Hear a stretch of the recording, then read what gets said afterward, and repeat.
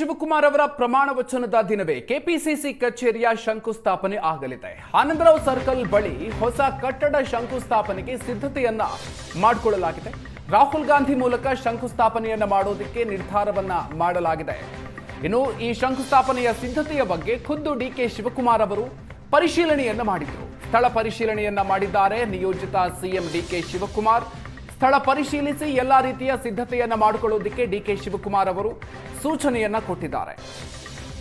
DK Shivakumar ಅವರು ಮುಖ್ಯಮಂತ್ರಿಯಾಗಿ ಪ್ರಮಾಣ ವಚನವನ್ನ ಸ್ವೀಕಾರ ಮಾಡುವ ದಿನವೇ ಕೆಪಿಸಿಸಿಯ ಕಚೇರಿಯ ಶಂಕುಸ್ಥಾಪನೆಗೂ ಕೂಡ ಸಿದ್ಧತೆಗಳನ್ನ ಮಾಡಿಕೊಳ್ಳಲಾಗ್ತಾ ಇದೆ. ಆನಂದರಾವ್ ಸರ್ಕಲ್ ಬಳಿ ಹೊಸ ಕಟ್ಟಡದ ಶಂಕುಸ್ಥಾಪನೆಗೆ ಸಿದ್ಧತೆಯನ್ನ ಮಾಡಿಕೊಳ್ಳಲಾಗ್ತಾ ಇದೆ. ಡಿಕೆ ಶಿವಕುಮಾರ್ ಅವರು ಇವತ್ತು ಅಲ್ಲಿಗೆ ತೆರಳಿ ಸ್ಥಳ ಪರಿಶೀಲನೆಯನ್ನ ನಡೆಸಿದ್ರು. ಎಲ್ಲ ಸಿದ್ಧತೆಗಳನ್ನು ಕೂಡ ಮಾಡಿಕೊಳ್ಳೋದಕ್ಕೆ ಡಿಕೆ ಶಿವಕುಮಾರ್ ಅವರು ಸೂಚನೆಯನ್ನ ಕೊಟ್ಟಿದ್ದಾರೆ. ಆನಂದರಾವ್ ಸರ್ಕಲ್ ಬಳಿ ಹೊಸ ಕಟ್ಟಡದ ಶಂಕುಸ್ಥಾಪನೆಗೆ ಸಿದ್ಧತೆಗಳು ನಡೀತಾ ಇದೆ. ಡಿಕೆ ಶಿವಕುಮಾರ್ ಅವರು ಪ್ರಮಾಣ ವಚನ ಸ್ವೀಕಾರ ಮಾಡುವಂತಹ ದಿನವೇ ಕೆಪಿಸಿಸಿ ಕಚೇರಿಯ ಶಂಕುಸ್ಥಾಪನೆಗೂ ಕೂಡ ನಿರ್ಧಾರ ಮಾಡಲಾಗಿದೆ. ಹೆಚ್ಚಿನ ಡೀಟೇಲ್ಸ್ ಕೊಡ್ತಾರೆ ನಮ್ಮ ಪ್ರತಿನಿಧಿ ಮಾರುತೇಶ್. ಇದೀಗ ನಮ್ಮ ಜೊತೆಗೆ ನೇರ ಸಂಪರ್ಕದಲ್ಲಿದ್ದಾರೆ. ಮಾರುತೇಶ್, ಕೆಪಿಸಿಸಿ ಕಚೇರಿಯ ಶಂಕುಸ್ಥಾಪನೆಗೆ ಸಂಬಂಧಪಟ್ಟಂತೆ ಕೂಡ ಡಿಕೆ ಶಿವಕುಮಾರ್ ಅವರು ಇವತ್ತು ಬ್ಯುಸಿಯಾಗಿದ್ದಾರೆ. ಸಾಕಷ್ಟು ಚಟುವಟಿಕೆಗಳು ನಡೀತಾ ಇದೆ. ಏನೆಲ್ಲ ಆಗ್ತಾ ಇದೆ? ಡಿಕೆ ಶಿವಕುಮಾರ್ ಅವರು ಯಾವ ರೀತಿಯಾಗಿ ಎಷ್ಟು ಬ್ಯುಸಿ ಆಗಿದ್ದಾರೆ? ಮಧುಕರ್, ಈಗ ಡಿಕೆ ಶಿವಕುಮಾರ್ ಕೆಪಿಸಿಸಿ ಅಧ್ಯಕ್ಷರಾಗಿದ್ದಾಗಲೇ 100 ಕಾಂಗ್ರೆಸ್ ಭವನವನ್ನ ಏಕಕಾಲಕ್ಕೆ ಶಂಕುಸ್ಥಾಪನೆ ಮಾಡುವಂಥ ಪ್ಲಾನನ್ನು ಹಾಕ್ಕೊಂಡಿದ್ರು. ಬಹುತೇಕ ಅದರ ತಯಾರಿಗಳು ಅಂತಿಮ ಹಂತದಲ್ಲಿತ್ತು. ಆದರೆ ಈಗ 100 ಕೆಪಿಸಿಸಿ ಕಚೇರಿಗಳ ಶಂಕುಸ್ಥಾಪನೆ ಆಗದೇ ಇದ್ದರೂ ಕೂಡ ಒಂದು ಬೃಹತ್ ಕಟ್ಟಡದ ಶಂಕುಸ್ಥಾಪನೆ ಮಾಡೋದಕ್ಕೆ ಈಗಾಗಲೇ ತಯಾರಿಯನ್ನು ಮಾಡಲಾಗ್ತಾ ಇದೆ. ಮೊದಲು ಇಲ್ಲಿ JDS ಕಚೇರಿ ಇತ್ತು. ಕಾನೂನು ಹೋರಾಟದ ಮೂಲಕ ಕಾಂಗ್ರೆಸ್ ಆ ಕಚೇರಿಯನ್ನು ತಮ್ಮದಾಗಿಸ್ಕೊಂಡಿದ್ರು. ಈಗ ಆ ಕಚೇರಿಯನ್ನು ನೆಲಸಮ ಮಾಡಲಾಗಿತ್ತು. ರಾಹುಲ್ ಗಾಂಧಿಯವರ ಸಮಯ ಕೋರಿ ಇಲ್ಲಿಗೆ ಶಂಕುಸ್ಥಾಪನೆ ಮಾಡೋದಕ್ಕೆ ದಿನದಿಂದ ದಿನಕ್ಕೆ ಅದು ವಿಳಂಬ ಆಗ್ತಾ ಇತ್ತು. ಈಗ ಪ್ರಮಾಣ ವಚನದ ಕಾರ್ಯಕ್ರಮಕ್ಕೆ ರಾಹುಲ್ ಗಾಂಧಿ ಬರ್ತಾರೆ ಅನ್ನುವಂಥ ನಿರೀಕ್ಷೆ ಇದೆ. ಆ ಕಾರಣಕ್ಕಾಗಿ ಈಗ ತಯಾರಿಗಳು ಕೂಡ ನಡೀತಾ ಇದೆ. ನೀವು ದೃಶ್ಯಗಳಲ್ಲಿ ನೋಡ್ತಾ ಇದ್ದೀರಾ, ಒಂದು ಬೃಹತ್ ಕಚೇರಿಯನ್ನು ಕಟ್ಟೋದಕ್ಕೆ ಬೇಕಾದಂತಹ ಎಲ್ಲ ಜಾಗ ಇಲ್ಲಿದೆ. ಹೀಗಾಗಿ ಇವತ್ತು ಸ್ಥಳ ಪರಿಶೀಲನೆಯನ್ನು ನಿಯೋಜಿತ ಮುಖ್ಯಮಂತ್ರಿ ಡಿಕೆ ಶಿವಕುಮಾರ್ ಅವರು ಮಾಡಿದ್ರು. ಜೊತೆಗೆ ರಾಜಭವನ ಅಂದರೆ ಲೋಕಭವನದಲ್ಲಿ ಪ್ರಮಾಣ ವಚನ ಕಾರ್ಯಕ್ರಮ ನಡೆಯೋದ್ರಿಂದ ಲಿಮಿಟೆಡ್ ಗೆಸ್ಟ್ಸ್ ಮಾತ್ರ ಅಲ್ಲಿ ಬರಲಿಕ್ಕಾಗತ್ತೆ. ಹಾಗಾಗಿ ಎಲ್ರಿಗೂ ಕೂಡ ಅವಕಾಶ ಇಲ್ಲ. ಹಾಗಾಗಿ ಇಲ್ಲಿ ಅಂದರೆ ಈ ಶಂಕುಸ್ಥಾಪನೆ ನೆರವೇರಿಸುವಂಥ ಈ ಜಾಗ ಏನಿದೆ, ರೇಸ್ ಕೋರ್ಸ್ ಮತ್ತು ಆನಂದರಾವ್ ಸರ್ಕಲ್ನ ನಡುವೆ ಇರ್ತಕ್ಕಂಥ ಜಾಗ ಇದು. ಈ ಜಾಗದ ಬಳಿ ಒಂದು ಸ್ಟೇಜ್ ಹಾಕಿ ಪ್ರಮಾಣ ವಚನ ಕಾರ್ಯಕ್ರಮವನ್ನು ಲೈವ್ ಸ್ಟ್ರೀಮ್ ಮಾಡ್ತಾರೆ.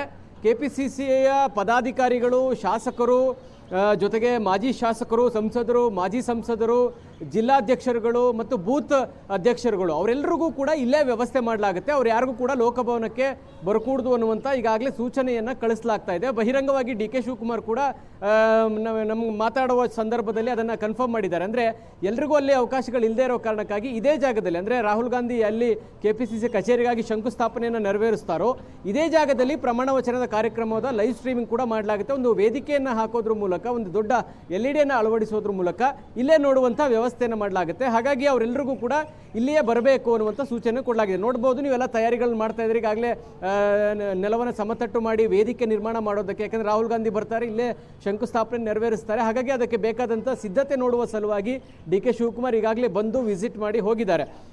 ಒಟ್ಟಿನಲ್ಲಿ ಶಂಕುಸ್ಥಾಪನೆ ಯಾಕೆ ಆಗ್ತಾ ಇದೆ ಅಂದರೆ, ರಾಹುಲ್ ಗಾಂಧಿ ಅವರಿಗೆ ಮತ್ತೆ ಟೈಮ್ ಕೇಳಿದ್ರೆ ಟೈಮ್ ಸಿಗ್ತದೋ ಇಲ್ಲೋ ಗೊತ್ತಿಲ್ಲ.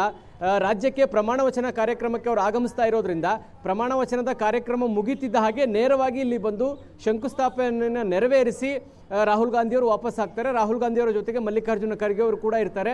ಡಿಕೆ ಶಿವಕುಮಾರ್ ಕೂಡ ಪ್ರಮಾಣ ವಚನ ಕಾರ್ಯಕ್ರಮದಲ್ಲಿ ಭಾಗಿಯಾಗಿ ಮುಗಿಸ್ಕೊಂಡು ರಾಹುಲ್ ಗಾಂಧಿಯವರ ಜೊತೆಗೆ ಈ ಜಾಗಕ್ಕೆ ಬಂದು ಶಂಕುಸ್ಥಾಪನೆಯನ್ನು ನೆರವೇರಿಸ್ತಾರೆ. ಅವರ ಕನಸಿದ್ದಿದ್ದು ಕೆಪಿಸಿಸಿ ಅಧ್ಯಕ್ಷರಾಗಿ 100 ಕಾಂಗ್ರೆಸ್ ಭವನಗಳಿಗೆ ಏಕಕಾಲಕ್ಕೆ ಶಂಕುಸ್ಥಾಪನೆಯನ್ನು ನೆರವೇರಿಸಬೇಕು ಅನ್ನುವಂಥದ್ದು. ಕೆಲವು ಕಾನೂನು ತೊಡಕಿನ ಇರುವ ಕಾರಣಕ್ಕಾಗಿ ಸಿಕ್ಕಲಿಲ್ಲ.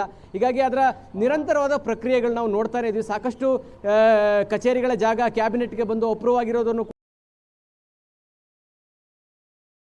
ಇದ್ರೂ ಕೂಡ ಒಂದು ಬೃಹತ್ ಕಚೇರಿ, ಅಂದರೆ ಬೆಂಗಳೂರಿನ ರೇಸ್ ಕೋರ್ಸ್ ರಸ್ತೆಯಲ್ಲಿ ಮೊದಲು JDS ಕಚೇರಿ ಏನಿತ್ತು ಅದೇ ಜಾಗದಲ್ಲಿ ಒಂದು ಬೃಹತ್ ಕಟ್ಟಡವನ್ನು ಮಾಡೋದ್ರ ಮೂಲಕ ಇಲ್ಲಿ ಒಂದಷ್ಟು ಕಮರ್ಷಿಯಲ್ ಆಕ್ಟಿವಿಟೀಸ್ಗೂ ಜಾಗವನ್ನು ಕೊಡೋದ್ರ ಮೂಲಕ ಕೆಪಿಸಿಸಿ ಕಚೇರಿ ನಡೆಸೋದಕ್ಕೆ ಬೇಕಾದಂಥ ಆದಾಯ ಮೂಲವನ್ನು ಕೂಡ ಈ ಕಚೇರಿ ಕಟ್ಟೋದ್ರಿಂದ ಪಡೆಯುವಂತಹ ಪ್ಲಾನ್ ಕೂಡ DK ಅವರದ್ದಾಗಿತ್ತು. ಹಾಗಾಗಿ ಅವರ ಪ್ರಮಾಣ ವಚನದ ಕಾರ್ಯಕ್ರಮ ದಿನವೇ ಕೆಪಿಸಿಸಿಯ ಒಂದು ಬೃಹತ್ ಕಟ್ಟಡಕ್ಕೂ ಕೂಡ ಶಂಕುಸ್ಥಾಪನೆ ನೆರವೇರ್ತಾ ಇದೆ.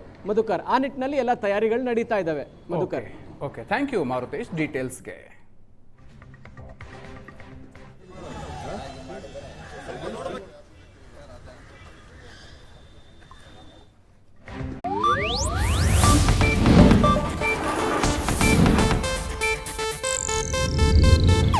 ಇದು ಏಷ್ಯಾನೆಟ್ ನ್ಯೂಸ್ ನೆಟ್ವರ್ಕ್ ಪ್ರಸ್ತುತಿ.